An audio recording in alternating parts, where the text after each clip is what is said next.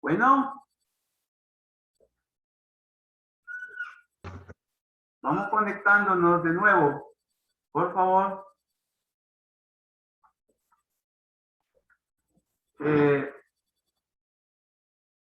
Bueno, estábamos en la idea fuerza de que una sociología de la alimentación y nutrición tiene que manejar la idea fuerza esa de que la alimentación es una relación vital y esencial para la reproducción de la vida material y espiritual de los seres humanos.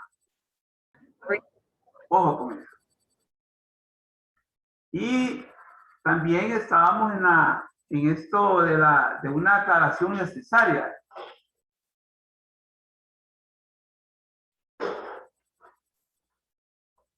Esa aclaración necesaria se refiere a que la sociología hasta hace unos 30 años empezó a importarle el problema de la alimentación.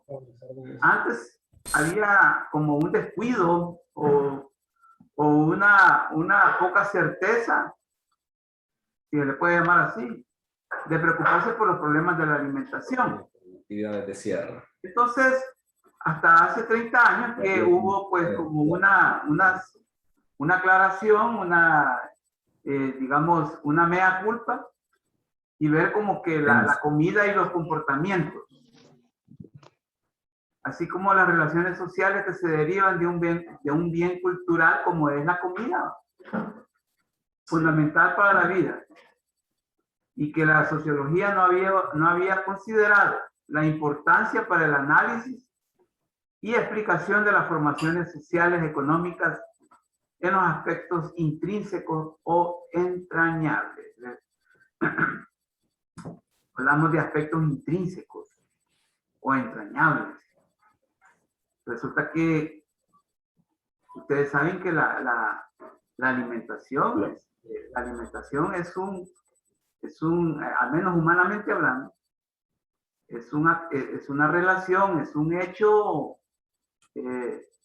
hecho bastante estrecho con el modo de ser de una sociedad. Resulta que muchas sociedades se diferencian con otras sociedades incluso por lo que comen, por cómo comen, etcétera, etcétera. Ustedes por lo de los use case mejor. Ella estaba validando. De hecho, era uno de los puntos que Bien. yo quería consultar. Entonces, ella nos decía que eran aproximadamente 10 casos que estaba ella necesitaba. Apagamos el micrófono, por favor. Si... Ahí.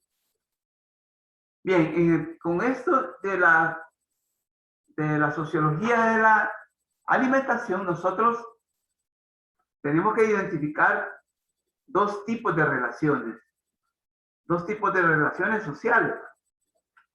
Una es la relación entre ser humano y ser humano, y que implica un entramado de relaciones en torno al desarrollo de actividades fundamentales para la satisfacción de necesidades básicas de índole extractivista y productivista, y que desembocan en la producción y reproducción. Miren, yo quiero detenerme unos minutos en esto de las necesidades básicas de índole extractivista y productivista. Porque esto tiene que ver mucho con que el ser humano tuvo que dejar de alimentarse propiamente de hierbas y de frutos. El haberse alimentado hace muchísimos años, el haberse alimentado de frutos y de hierbas, eso nada más permitía que los seres humanos o en evolución solamente extrajeran, o se apropiaran nada más a través con la mano, ¿sí?, de esos frutos y de esas hierbas. Y no había no había ninguna acción que recayera sobre esos frutos, sobre esas hierbas para transformarlos. Pero llegó la necesidad, ya vamos a ver, de que la especie humana empezó a extraer y a producir alimentos para transformar. Empezó a extraer y a producir bienes para transformarlos en alimentos. Y por eso es que mencionamos aquí el término extractivista y productivista. Porque aquí, la labor ya de producir de ciertos productos de la tierra, otros productos, llámense alimentos, tuvo que haber una extracción y una producción. ¿Sí? Obviamente, desembocó en la producción y reproducción, ¿verdad?, de alimentos. Ahora bien, el extractivismo y el productivismo también han sido problemas en el transcurso del tiempo, porque es lo que nos tiene también con esto del problema del cambio climático y también con esto del deterioro del medio ambiente. Por ejemplo, los bosques que nos estamos acabando, porque hay una actitud extractivista y productivista que está deteriorando los bosques y acabándose los bosques. Quería yo un tanto señalar esto. Una segunda relación es la relación entre el ser humano y la naturaleza. Todas ellas para la satisfacción de necesidades básicas y por lo tanto la obtención de bienes y servicios, alimentos, nutrientes, sistemas de producción, distribución y consumo y cuidado de la salud. Ahí entran ustedes.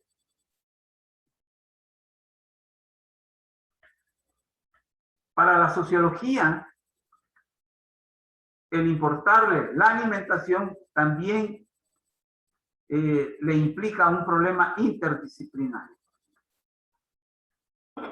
Precisamente es desde la década de los 90 del siglo XX en que se registra en mayor intensidad una toma de interés e importancia desde la antropología social y cultural y de la sociología, de todos los aspectos que engloban la alimentación y nutrición en el desarrollo de la diversidad y pluralidad de los grupos humanos, y cómo en el entramado de relaciones cotidianas y de largo alcance se han configurado realidades que tienen mucho que ver con el qué, cómo y para qué un hecho social como la alimentación condiciona y determina la vida de los seres humanos como especie y cultura.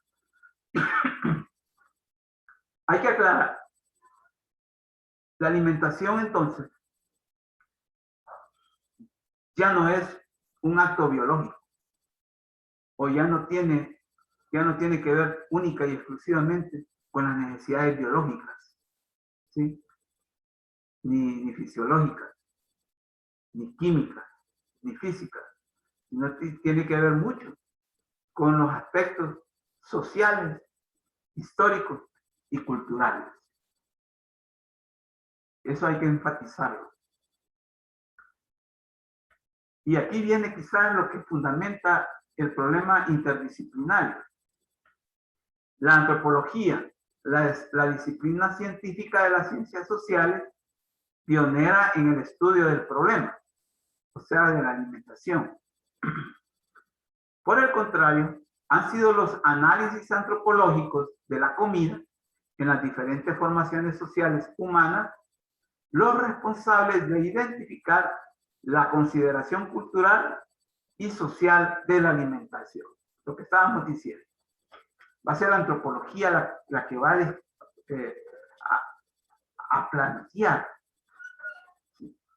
a plantear desde un primer momento que hay implicaciones culturales y sociales para que haya alimentación y para que se dé la alimentación y para la existencia de alimentos. La antropología. Entonces viene la sociología. Va a retomar, ¿sí? Retoma de la antropología. Todos esos insumos, todos esos aportes. De manera enfática y convincente, algunos antropólogos han afirmado que la propia utilización del fuego por parte de los pueblos primitivos obligó a manipular culturalmente la comida y constituyó un cambio cualitativo en la dieta, que antes del descubrimiento, o sea, del fuego, era a base de hierbas y frutos, para pasar a una dieta cárnea y la asimilación de nuevos nutrientes y grasas, lo que permitió que el cerebro se desarrollara en tamaño y funciones. Estamos hablando de la formación de la conciencia y la perfección de los procesos psíquicos.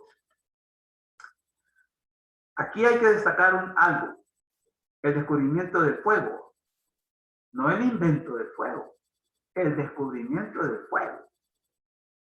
El fuego va a influenciar mucho en el cómo se van a manipular los alimentos, en el cómo se va a preparar los alimentos. O sea, que el descubrimiento del fuego fue algo muy importante para que los alimentos se fueran como convirtiendo en actos, en relaciones, no solo biológicos, sino que de carácter también social, histórico y cultural. El descubrimiento del fuego, como decimos aquí, constituyó un cambio cualitativo en la dieta, que antes del descubrimiento era a base de hierbas y frutos. Eran vegetarianos, para pasar a una dieta cárnea y la asimilación de nuevos nutrientes y la grasa. Fíjense bien, aquí hay que destacar algo. Resulta que en la comunidad primitiva, los hombres y las mujeres de la comunidad primitiva se dedicaban a la pesca y a la caza, ¿sí? Y también a la agricultura. Esas eran como las tres actividades fundamentales. Solo que con el descubrimiento del fuego, ¿qué es lo que va a suceder? Va a surgir un modo nuevo de preparar los alimentos y por lo tanto de comer la comida. Aparece la dieta carne. Y entonces ya la carne procesada, cocinada, va a ser mejor, va a ser más rica, ¿sí? Va a ser más suculenta. Y eso va a permitir que el cerebro de los seres humanos se fuera desarrollando más, ¿sí? Hubo mayor consumo de otros nutrientes, ¿sí? Que solamente las hierbas y frutos no daban, sino que ya la grasa, por ejemplo, los nutrientes de la carne van a permitir que el hombre fuera desarrollando su cerebro. Mire qué importante es eso. Muy importante fue eso, de que apareciera el fuego y por ende una nueva forma de preparar los alimentos. Entonces, eso es muy importante también. Es muy importante porque fue un hito, algo trascendental. De ahí que el papel decisivo de la alimentación en el proceso de hominización. Estamos hablando de la hominización. Y en la evolución humana ha aclarado y convencido a los sociólogos, influyendo en la necesidad de plantear a la alimentación como un proceso que involucra relaciones sociales de distinta índole y la transformación de condiciones materiales de existencia para la satisfacción inmediata de necesidades en un primer momento y después a mediano y largo plazo. Entonces, con todos esos insumos descubiertos como el fuego, va a haber pues un paso decisivo en el desarrollo de la especie humana. El proceso de hominización, el proceso en el cual el hombre tuvo que desarrollar para convertirse en hombre, en mujer también, ¿verdad? Claro que estamos hablando de cientos de miles de años. Cientos de miles de años. Entonces, eso permitió una evolución, la evolución humana. Esto permitió aclararle a los sociólogos la necesidad de plantear a la alimentación como un proceso que involucra relaciones sociales de distinta índole, de distinta naturaleza, y la transformación de condiciones materiales de existencia. Esto es muy importante, porque el hombre ya con un cerebro más desarrollado, ¿sí? un desarrollo cerebral, ¿sí? De ahí vino el desarrollo del lenguaje, este lenguaje que estamos hablando, el lenguaje articulado, ¿sí? Vino la transformación de la mano también. La mano fue el primer instrumento de trabajo por excelencia. Y esto que el hombre fue adquiriendo y fue desarrollando, no hubiera sido posible si no hubiera sido por el aparecimiento del fuego.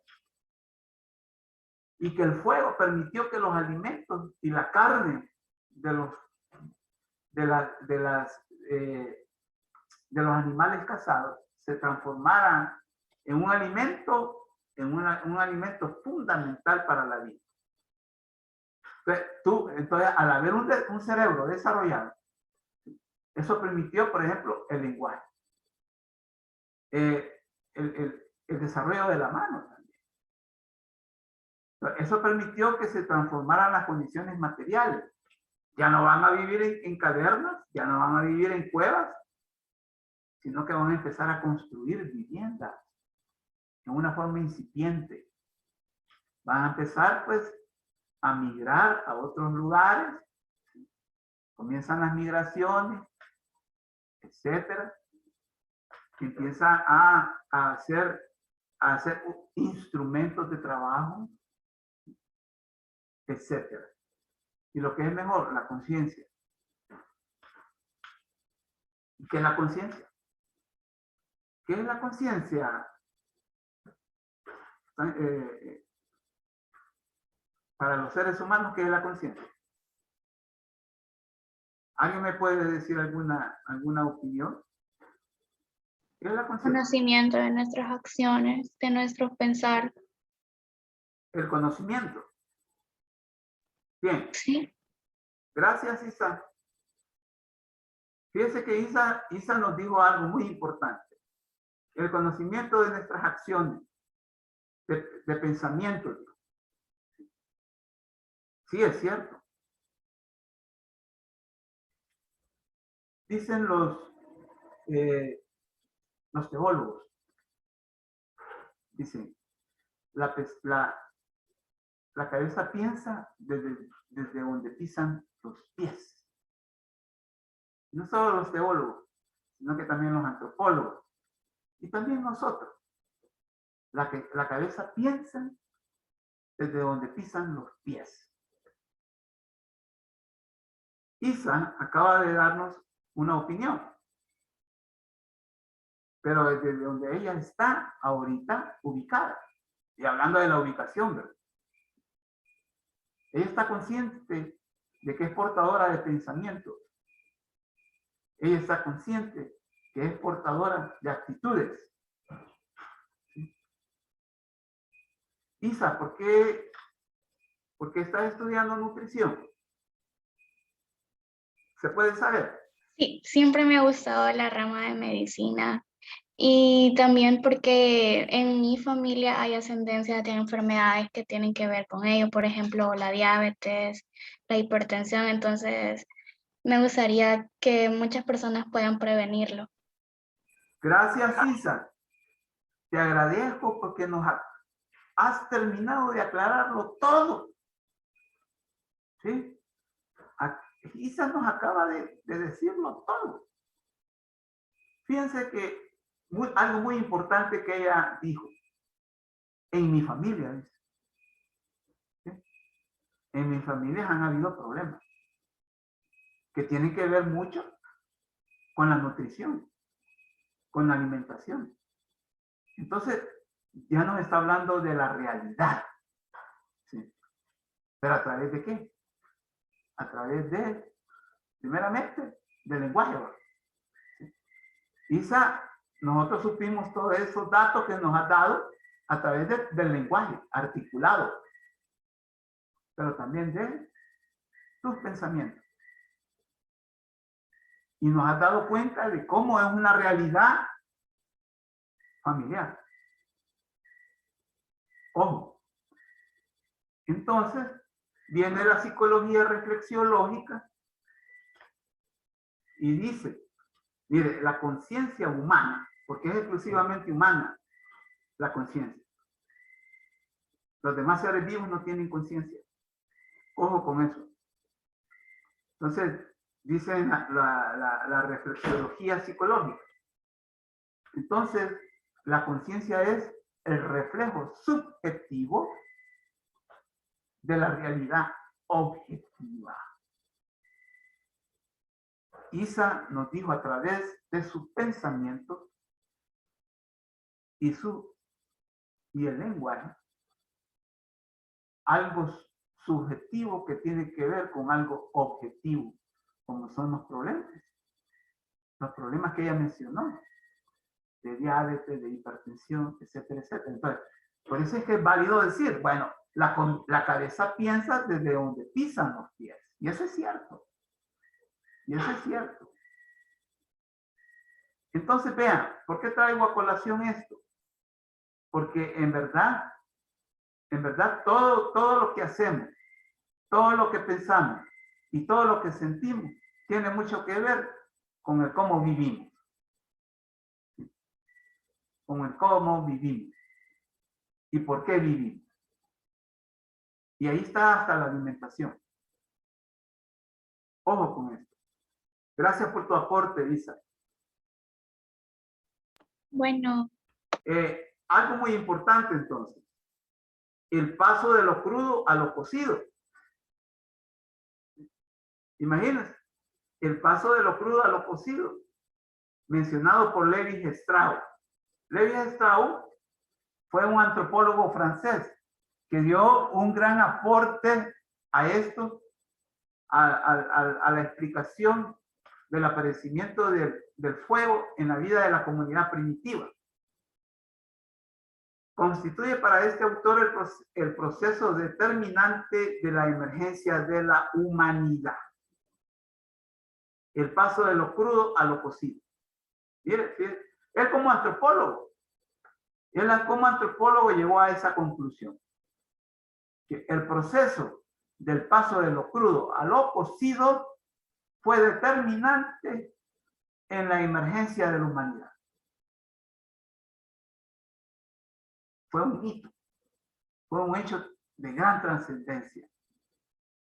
El convertir lo crudo en cocido. Y eso es cierto. Bueno, yo no me puedo imaginarlo comer frijoles crudos. Yo no me imagino eso. Ojo, yo no me puedo imaginar, o la carne, ya sea de pollo o de res o de cerdo. No, tiene que haber un proceso. Entonces, a partir de ahí nosotros podemos empezar a hablar de la humanidad, propiamente dicha. Pero esto es desde el lado de la antropología. Nosotros como sociólogos y estudiantes de sociología, ¿cómo podemos también asimilar esto? Yo como sociólogo, ¿cómo lo podría asimilar? Miren, el paso de lo crudo a lo cocido significó una relación. Significó una relación entre el haber cazado un animal, el haberlo destazado con otro, junto con otro, no solo yo, y después haber procesado para que hubiera fuego, haber procesado material como la leña, etcétera, etcétera, y haber fuego y ponerlo en cocción la carne. Desde la sociología nosotros vamos a explicarnos eso. Hubo relaciones entre ser humano, entre seres humanos, o sea, entre ser humano y entre ser humano y naturaleza. Porque ¿quién le brindó los alimentos? La naturaleza. Y todos los insumos para hacer fuego o para producir fuego, la naturaleza. Entonces nosotros, mire, la relación entre nosotros mismos y nosotros y la naturaleza es una relación omnipresente. Omnipresente. Lo que almorzaron ahora, ¿sí?, no hubiera sido posible si no hubiera sido por el fuego y por la naturaleza. Ojo con eso. Entonces, pero para eso hubo relaciones. ¿Comió frijoles? ¿Quién cultivó los frijoles? ¿Quién los cosechó? ¿Quién los vendió en el súper o en el mercado? Son seres humanos.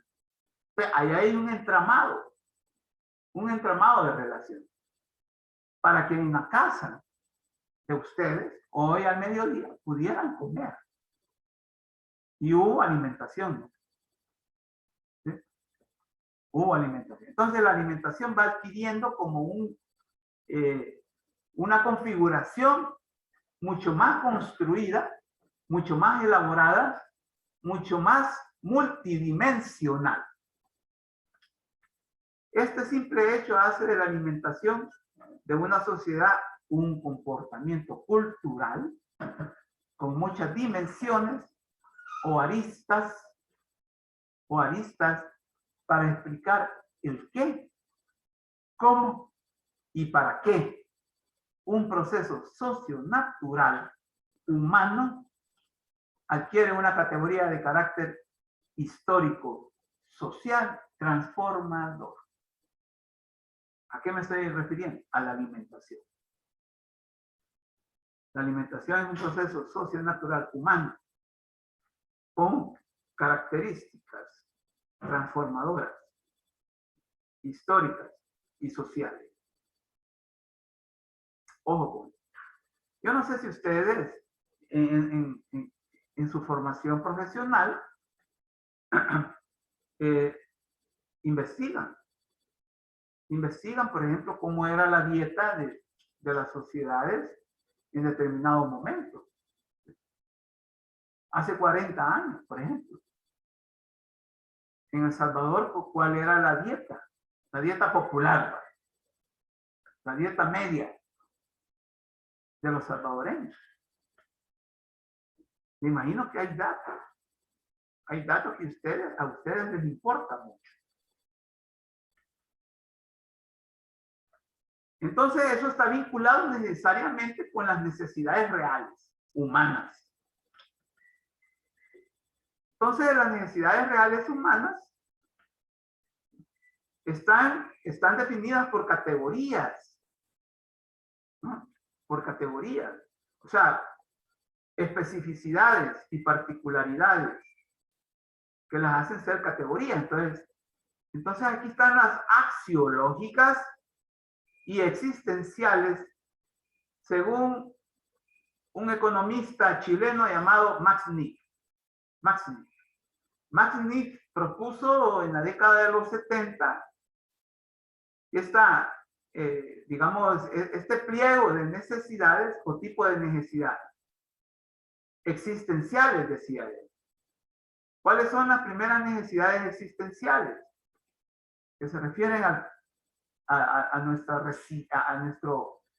espacio temporal y espacial. Primero, ser.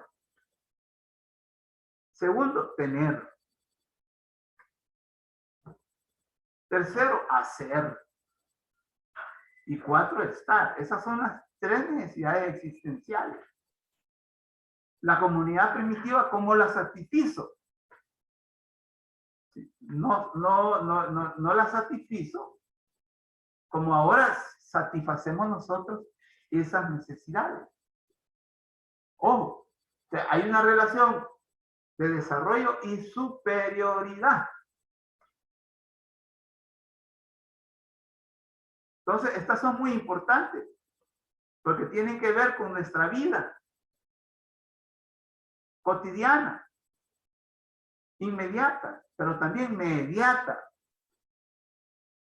¿sí? A corto, mediano y largo plazo. Dice McNeil, pero están las axiológicas.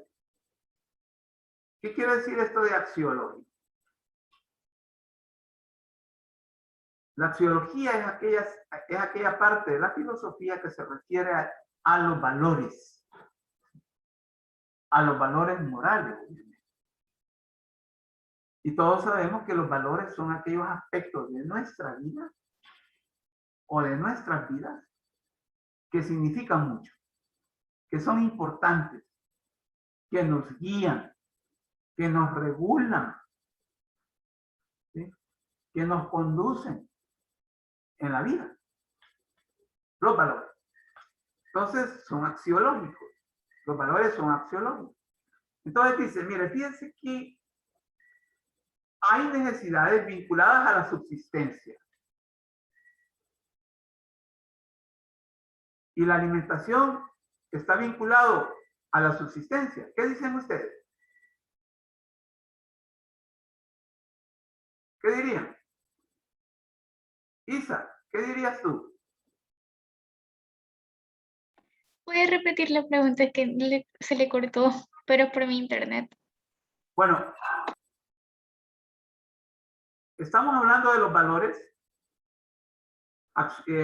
y por ende de las necesidades axiológicas. Y aquí dice McNeil, mire, una necesidad axiológica es la que se refiere a la subsistencia. La alimentación tiene que ver con esa necesidad. Es lo que yo pregunté. Sí. Obviamente. Obviamente. Y a la protección. ¿Qué dicen ustedes? También, porque todos tienen derecho a una vida digna, pero muchas veces no se respeta. Bueno, no se respeta en realidad. Protección. ¿Cómo vinculamos nosotros la alimentación con la protección? Mucho.